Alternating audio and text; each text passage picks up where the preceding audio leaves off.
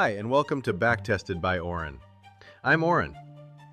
This is the show where we take history, politics, and finance, and we backtest the story we tell ourselves.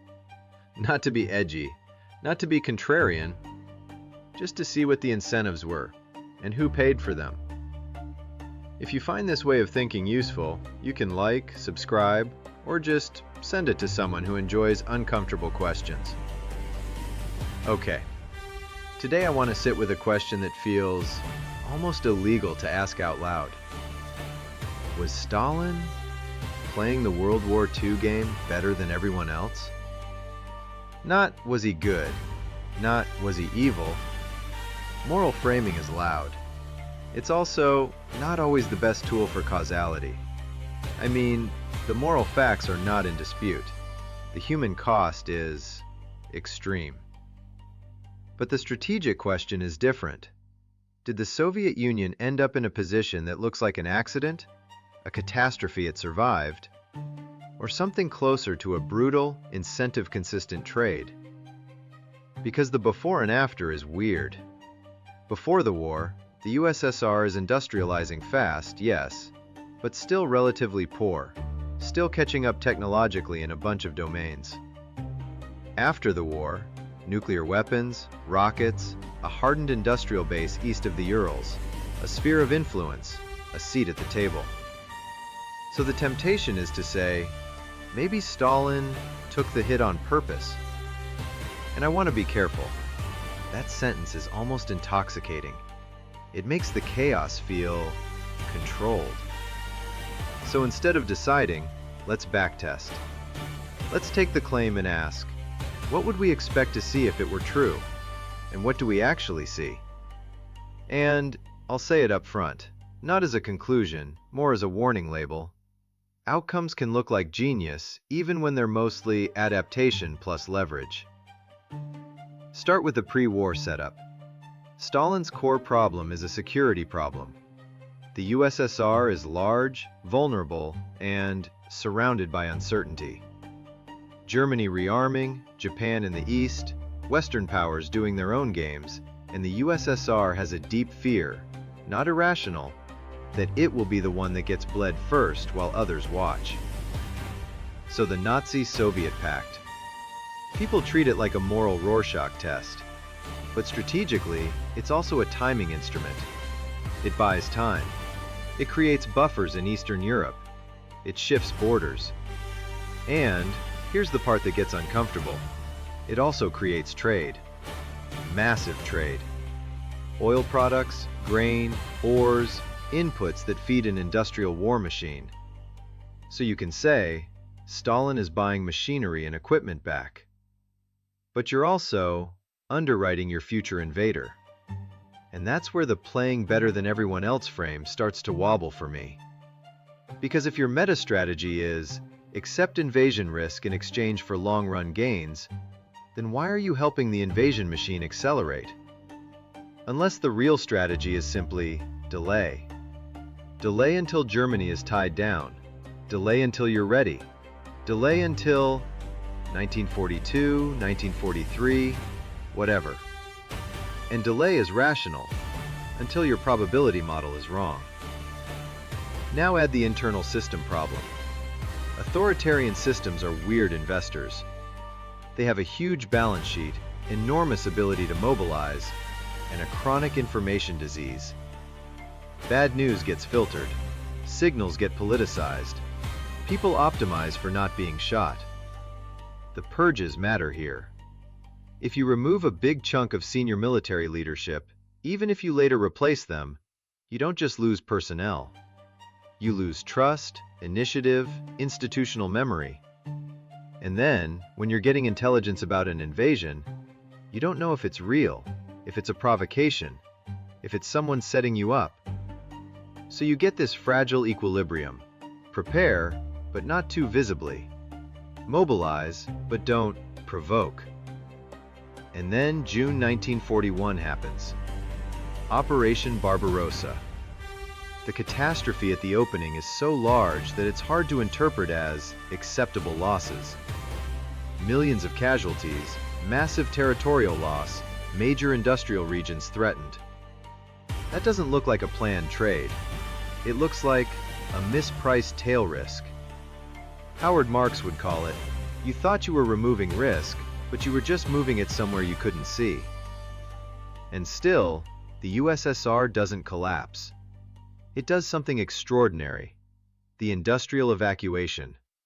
Factories, people, machine tools moved east, often under chaos, under pressure, across enormous distances. It's not elegant, it's not efficient, it's survival logistics. But the effect is huge. The center of gravity of war production shifts away from the front.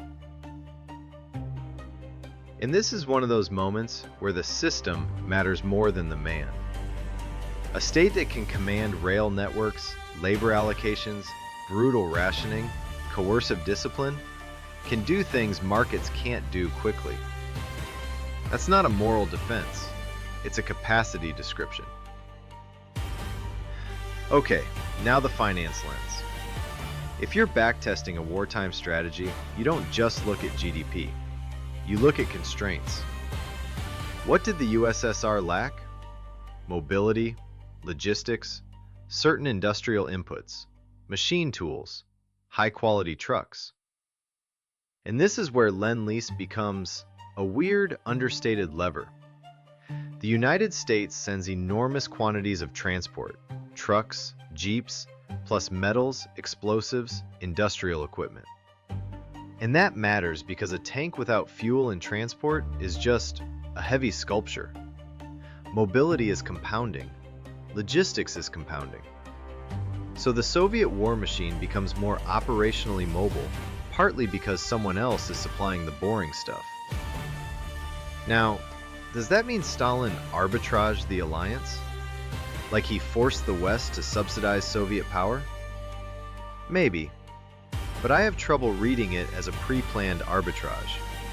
It looks more like the USSR is hemorrhaging resources so fast that external inflows become a relief valve.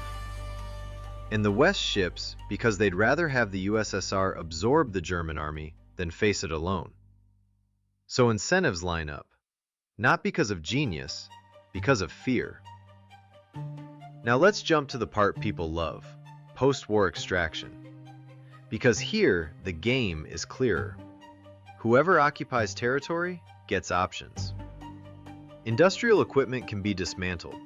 Patents, lab gear, entire plants, skilled labor. And the Soviet zone in Germany becomes a reservoir of movable capital. And it's not just stuff, it's people. Rocket teams, engineers, scientists, whole organizations relocated or coerced. There's a temptation to say, aha, that's the plan. But again, I'm not sure it's a plan as much as ruthless exploitation of a victory that already happened. Also, this isn't uniquely Soviet. The US and others also hunted German science and tech. Everyone did. The difference is the Soviet economy can internalize these transfers into a centralized, military-focused development pipeline.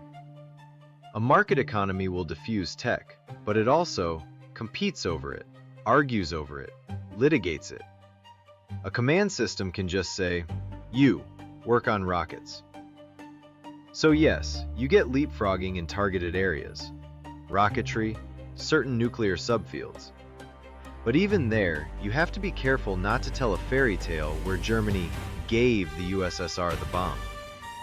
The Soviet nuclear program is a mix: domestic mobilization, intelligence acquisition, imported specialists, imported equipment.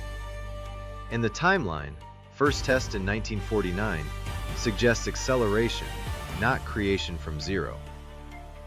And there are other channels that complicate the tidy war capture explains everything narrative. Early jet engines, for example. There's that awkward moment where advanced British engines get sold and the Soviet design lineage absorbs that. So the leap is partly spoils, and partly post-war diplomacy and trade, which again points away from master plan toward opportunism with institutions that can absorb. So where does that leave the core question? Was Stalin playing the game better than everyone else? If the claim is he rationally accepted invasion risk to get long-term industrial and technological gains, I struggle with it. The opening catastrophe looks too large, too unnecessary, too value-destructive, even by brutal standards.